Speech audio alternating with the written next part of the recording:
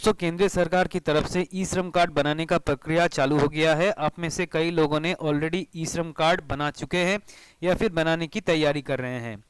तो इस वीडियो में मैं डिस्कस करने वाला हूं कि ई श्रम कार्ड होने से आपको किन किन योजनाओं का सुविधा मिलने वाला है। तो देखिए, ये है ई श्रम कार्ड का पोर्टल और इसमें आप देख सकते हैं स्कीम में दो तरह के स्कीम है। एक है सोशल सिक्योरिटी वेलफेयर स्कीम और एक है आपका एम्प्लॉयमेंट स्कीम। आज के वीडियो में मैं डिस्कस करूंगा सोशल सिक्योरिटी वेलफेयर स्कीम। तो इस टैब में क्लिक करने से ये पोर्टल खुलता है। तो देखिए कौन से योजनाओं का लाभ उठा पाएंगे, इसके ऊपर मैं डिटेल डिस्कशन करता हूं। तो देखिए, सबसे पहले जो योजना है वो है प्रधानमंत्री श्रमयोगी मनधन योजना।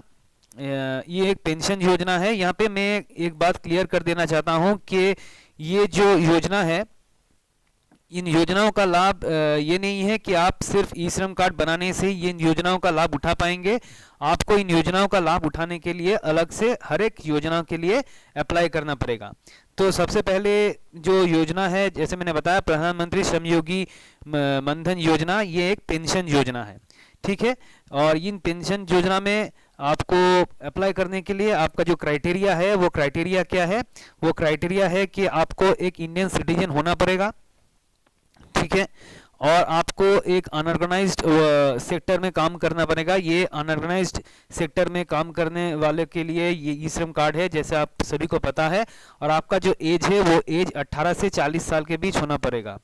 और दूसरी बात देखिए, आपका जो मंथली इनकम है वो 15,000 के नीचे होना चाहिए और आप किसी ईपीएफओ, ईएसआईसी या फिर एनपीएस के दायरे में आपका नाम नहीं होना चाहिए। यानी कि अगर आपको ईपीएफओ या फिर ईएसआईसी या फिर एनपीएस से आपको अगर ऑलरेडी पेंशन मिल रहा है तो ये प्रधानमंत्री श्रमयोगी मनधन पेंशन योजना का लाभ आप नहीं उठा पाएंगे। अब देखिए, इसमें आपको मंथली जो कंट्रीब्यूशन करना पड़ेगा, हर महीना जो पैसा आपको देना पड़ेगा वो 55 रुपीज़ से 200 रुपये तक होगा। यानी कि जैसे मैंने बताया, 18 से 40 साल के बीच आपका एज होना पड़ेगा। तो अगर आपका एज 18 साल है तो उन लोगों के लिए जो प्रीमियम देना पड़ेगा हर महीना वो है 55 रुपये। और अगर आपका एज 40 साल है तो उन लोगों के लिए जो प्रीमियम हर महीना देना पड़ेगा वो है 200 रुपये। ये मिनिमम और मैक्सिमम पेंशन अमाउंट दिया गया है। तो आप समझ ही सकते हैं कि आपके एज के ऊपर डिपेंड करके आपका प्रीमियम अमाउंट होगा। यानी कि जैसा आपका एज होगा उतना आपको प्रीमियम देना पड़ेगा। प्रधानमंत्री श्रमयोगी मनधन योजना के ऊपर मैं अलग से एक वीडियो बनाऊंगा जिसमें मैं डिटेल में डिस्कशन करूंगा इसका लाभ क्या है और कितना प्रीमियम देना पड़ेगा। उसके बाद देखिए, अपना बेनिफिट क्या मिलता है। जब आप 60 ईयर्स हो जाएगा आपका एज, यानी कि 60 साल का एज जब आपका हो जाएगा, तब आपको 3,000 रुपये हर महीना पेंशन मिलता रहेगा प्रधानमंत्री श्रमयोगी मनधन योजना से, ठीक है। उसके बाद देखिए, अगर दुर्भाग्यवश हस्बैंड का डेथ हो जाता है तो उस सिचुएशन में वाइफ को 50% मंथली पेंशन मिलेगा। यानी कि 3,000 रुपये मिल रहा था, तो अगर हस्बैंड का दुर्भाग्यवश डेथ हो जाता है तो वाइफ को तब 1,500 यानी कि 1,500 रुपये हर महीना पेंशन मिलता रहेगा।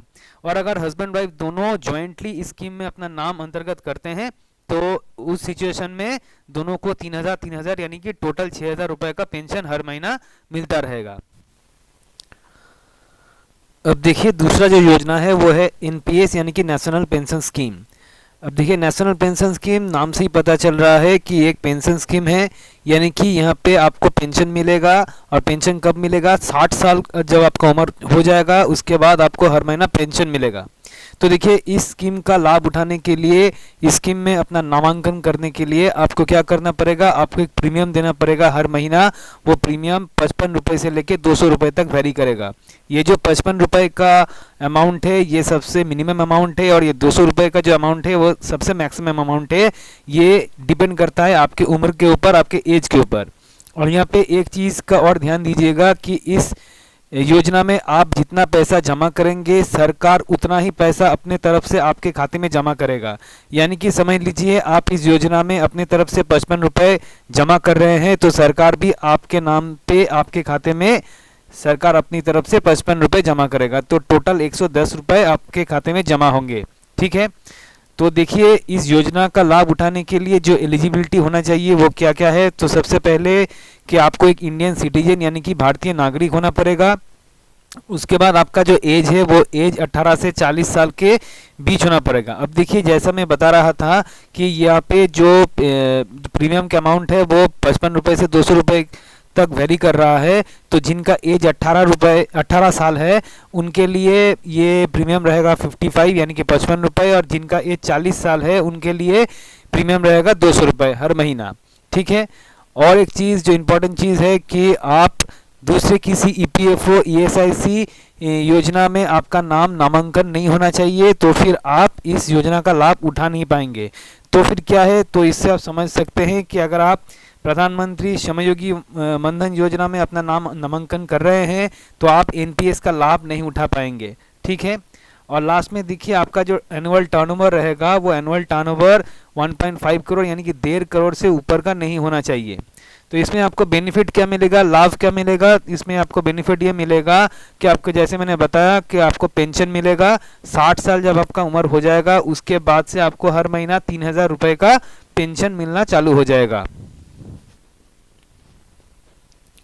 देखिए उसके बाद जो योजना है वो है प्रधानमंत्री जीवन ज्योति बीमा योजना। ये एक बीमा योजना है यानी कि यहाँ पे आपको इंश्योरेंस कवरेज मिलेगा।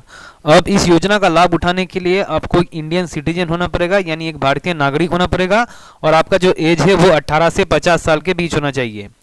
आपका एक बैंक अकाउंट होना चाहिए जिस अकाउंट के साथ आपका आधार कार्ड यानी कि आधार नंबर जो है वो लिंक होना चाहिए। ठीक है। अब देखिए इस योजना के अंतर्गत आपको जो कवरेज मिलेगा वो 2 लाख रुपए मिलेगा, और ये 2 लाख रुपए आपको अगर जिसके नाम पे ये बीमा रहेगा उनका अगर दुर्भाग्यवश डेथ हो जाता है, मृत्यु हो जाता है, तो आपको उनके परिवार को 2 लाख रुपए कंपेंसेशन मिल जाएगा। अब देखिए इस योजना का लाभ उठाने के लिए आपको हर साल एक प्रीमियम देना पड़ेगा। वो प्रीमियम अमाउंट है 330 रुपये। ठीक है। 330 रुपये का प्रीमियम आपको हर साल देना पड़ेगा। अब देखिए इस योजना का लाभ आप अपने बैंक अकाउंट के यानी कि बैंक का जो ब्रांच है उस ब्रांच में जाके अगर आप अप्लाई करेंगे तो आप इस योजना का लाभ उठा पाएंगे। ठीक है। उसके बाद देखिए और एक बीमा योजना है जिसका नाम है प्रधानमंत्री सुरक्षा बीमा योजना। तो इस योजना में नाम अंतर्गत करने के लिए आपको एक इंडियन सिटीजन होना चाहिए यानी कि आपको इंडियन सिटीजन होना पड़ेगा, भारतीय नागरिक होना पड़ेगा, और आपका जो एज है वो 18 से 70 साल के बीच होना चाहिए। और यहाँ पर भी आपका एक बैंक अकाउंट होना चाहिए जिस अकाउंट के साथ आपका आधार नंबर लिंक होना चाहिए। ठीक है। अब देखिए इसमें क्या बेनिफिट मिलता है, इसमें बेनिफिट मिलता है कि आपको 2 लाख रुपए का इंश्योरेंस कवरेज मिलेगा अगर आपका एक्सीडेंटल डेथ हो जाता है, यानी कि अगर किसी भी दुर्घटना में जिनके नाम पे ये इंश्योरेंस कवरेज रहेगा उनका अगर किसी भी दुर्घटना में मृत्यु हो जाता है या फिर वो फुल डिसेबिलिटी हो जाता है यानी कि पूरी तरह से अपाहिज हो जाते हैं दुर्भाग्यवश, तो उस सिचुएशन में 2 लाख रुपए उनके फैमिली को मिलेगा। और अगर वो पार्शियल डिसेबिलिटी हो जाता है तो उस सिचुएशन में 1 लाख रुपए उनके परिवार को मिल जाएगा। अब देखिए इस योजना में नाम अंतर्गत करने के लिए आपको जो प्रीमियम देना पड़ेगा हर साल वो है 12 रुपये हर साल देना पड़ेगा। अब देखिए यहाँ पे एक गलतफहमी है लोगों के बीच के ई श्रम कार्ड बनाने से ही आपके अकाउंट से 330 रुपये और 12 रुपये कट दिए जाएंगे, लेकिन ऐसा नहीं है। 330 रुपये और 12 रुपये तभी कटेंगे जब आप ये प्रधानमंत्री जीवन ज्योति बीमा योजना और प्रधानमंत्री सुरक्षा बीमा योजना का लाभ उठाना चाहेंगे, तभी आपके अकाउंट से 330 रुपये और 12 रुपये डिडक्ट कर दिए जाएंगे या फिर काटे जाएंगे। ठीक है। ये मतलब नहीं है कि ई श्रम कार्ड बनाने से ही आपके अकाउंट से 330 रुपये और 12 रुपये कट दिए जाएंगे। ठीक है। देखिए उसके बाद जो योजना का लाभ आप उठा पाएंगे वो है आपका अटल पेंशन योजना। ये भी एक पेंशन योजना है और इसके ऊपर पहले से मैं एक वीडियो बना चुका हूँ और जिसका लिंक मैं डिस्क्रिप्शन में दे दूंगा। अगर आप चाहें तो वीडियो देख सकते हैं, उसमें मैं डिटेल में अटल पेंशन योजना के ऊपर डिस्कशन ऑलरेडी कर चुका हूँ। तो देखिए इस योजना का लाभ उठाने के लिए आपको एक इंडियन सिटीजन यानी कि भारतीय नागरिक होना पड़ेगा और आपका एज 18 साल से 40 साल के बीच का होना पड़ेगा और आपका एक बैंक अकाउंट होना चाहिए जिस अकाउंट के साथ आपका जो आधार कार्ड है वो आधार कार्ड लिंक होना चाहिए। ठीक है। अब देखिए ये पेंशन का लाभ उठाने के लिए भी आपको एक मंथली कंट्रीब्यूशन करना पड़ेगा और उस कंट्रीब्यूशन के ऊपर डिपेंड करता है आपका मंथली पेंशन कितना होगा। ठीक है। जो मंथली पेंशन यहाँ पे मिलता है वो 1000 रुपये से लेके 5000 रुपये तक वेरी करता है। ठीक है। तो इसके ऊपर जो डिटेल वीडियो मैंने बनाया है उसका लिंक मैं डिस्क्रिप्शन बॉक्स में दे दूंगा, अगर आप चाहे तो वो डिटेल में देख सकते हैं। देखिए जो योजना है वो है पीडीएस यानी कि पब्लिक डिस्ट्रीब्यूशन सिस्टम। इस योजना के माध्यम से सरकार फ्री में राशन देती है। किनको देती है? जो लोग गरीबी रेखा के नीचे है उन लोगों को फ्री में राशन दिया जाता है सरकार द्वारा। तो इस सुविधा का लाभ भी आप उठा पाएंगे अगर आपके पास ई श्रम कार्ड है, और अगर आप पीडीएस के लिए अलग से अप्लाई करते हैं तो आपको इस सुविधा का लाभ आपको मिलेगा। इसके ऊपर मैं अलग से एक डिटेल वीडियो बनाऊंगा, उसमें मैं पूरा डिटेल में डिस्कशन करूंगा। उसके बाद देखिए योजना है वो है प्रधानमंत्री आवास योजना। इस योजना के माध्यम से सरकार आपको घर बनाने के लिए मदद करती है। जिनका घर नहीं है उनको घर बनाने के लिए सरकार की तरफ से एक मदद मिलता है। ठीक है, सोशल असिस्टेंस प्रोग्राम यानी कि ये जो योजना है ये बुजुर्ग आदमियों के लिए है। बुजुर्ग आदमियों को सरकार की तरफ से एक मॉनिटरी हेल्प, मॉनिटरी सपोर्ट दिया जाता है, और जो पेंशन सरकार की तरफ से दिया जाता है हर महीना वो 1000 से लेके 3000 रुपए तक वेरी करता है, और ये डिपेंड करता है जिस राज्य में आप रह रहे हैं उस राज्य के कंट्रीब्यूशन के ऊपर। मैं फिर से आप लोगों को बताना चाहूँगा कि जितने भी योजनाओं का नाम मैं यहाँ पे ले रहा हूँ, जितना भी योजनाओं के ऊपर मैं यहाँ पे डिस्कशन कर रहा हूँ, उन सारी योजनाओं के ऊपर मैं अलग से डिटेल में वीडियो बनाऊंगा। उसमें मैं डिटेल में डिस्कशन करूंगा हर एक योजना का लाभ क्या क्या है और हर एक योजना का लाभ आप कैसे उठा पाएंगे, उसके लिए अप्लाई करने के लिए अप्लाई का क्या प्रोसीडियर है, वो सारी चीज़ मैं अलग से डिटेल वीडियो में डिस्कशन करूँगा।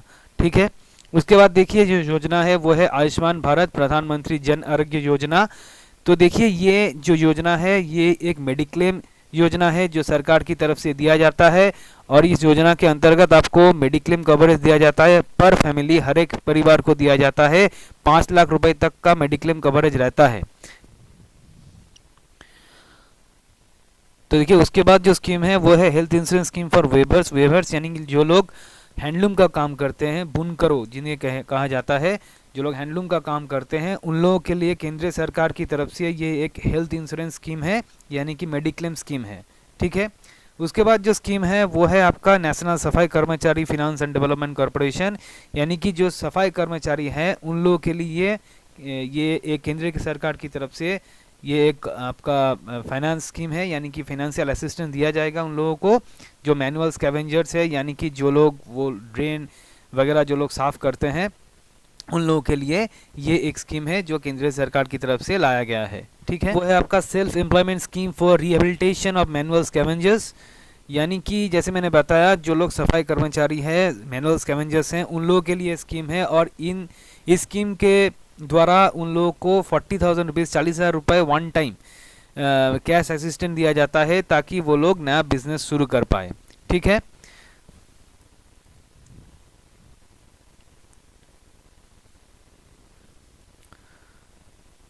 तो दोस्तों आज हम लोगों ने डिस्कस किया कि ई श्रम कार्ड होने से आप किन किन सरकारी योजनाओं का लाभ उठा पाएंगे। मैं फिर से आप लोगों को एक बात बता देना चाहता हूं कि इन योजनाओं का लाभ उठाने के लिए आप लोगों को हर एक योजना के ऊपर अलग से अप्लाई करना पड़ेगा। ये मतलब नहीं है कि ई श्रम कार्ड होने से ही हर एक योजनाओं का लाभ आप उठा पाएंगे। आप लोगों को अलग से हर एक योजना के लिए अप्लाई करना पड़ेगा। और एक बात कि जिन जिन योजनाओं का नाम मैंने यहाँ पे किया है उन सारी योजना के ऊपर अलग से मैं डिटेल में वीडियो बनाऊंगा, और उसमें मैं डिटेल में डिस्कशन करूंगा हर एक योजनाओं का लाभ क्या होता है और कैसे आप लोग अप्लाई कर पाएंगे। तो उम्मीद करता हूं कि आज का वीडियो आप लोगों को अच्छा लगा होगा, पसंद आया होगा। तो अगर आप लोगों को मेरा वीडियो पसंद आए तो आप लोग मेरा चैनल फिनोस्कोप लाइक, शेयर और सब्सक्राइब कीजिए। तो मिलते हैं एक नए वीडियो में, नए टॉपिक में। तब तक के लिए खुश रहिए, सेफ रहिए। Thank you.